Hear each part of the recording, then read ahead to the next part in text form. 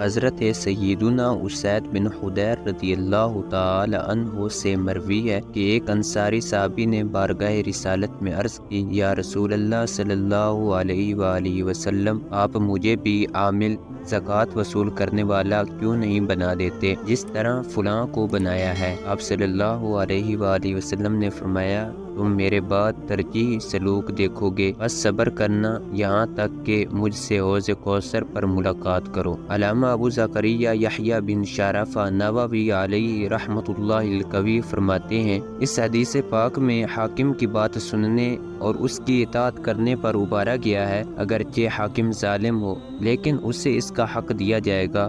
اور اس کے خلاف بغاوت نہیں کی جائے گی۔ رعایا کو چاہیے کہ ظالم حاکم سے خلاصی، اس کے شر اور حق تلفی کو دور کرنے اور اس کی اصلاح کے لیے اللہ عز و جل کی بارگاہ میں دعا کرے۔ یہ ہمارے پیارے آقا مدینے والے مصطفیٰ صلی اللہ علیہ وآلہ وسلم کے معجزات میں سے ایک عظیم معجزہ ہے کہ آپ صلی اللہ علیہ وآلہ وسلم نے مستقبل میں پیش آنے والے واقعے کی خبر دی اور بالکل ایسا ہی ہوا جیسا ہمارے پیارے آقا صلی اللہ علیہ وآلہ وسلم نے خبر دی تھی۔ علامہ بدر الدین عینی علیہ رحمۃ اللہ الغانی عمدۃ القاری شرح بخاری میں فرماتے ہیں، حدیث پاک میں نبی اکرم نور مجسم صلی اللہ علیہ وآلہ وسلم نے فرمایا کہ اپنی ذمہ داریاں نبھاتے رہنا۔ اس سے مراد یہ ہے کہ زکوٰۃ کا جو مال تمہیں دینا ہے ادا کرو، اور اگر وقت ضرورت جہاد کے لیے تمہیں بلایا جائے تو اپنے آپ کو پیش کر دو، لیکن تمہارے وہ حقوق جو تمہیں نہیں دیے جا رہے تو ان حقوق کے لیے اللہ عز و جل کی بارگاہ میں دعا کرو۔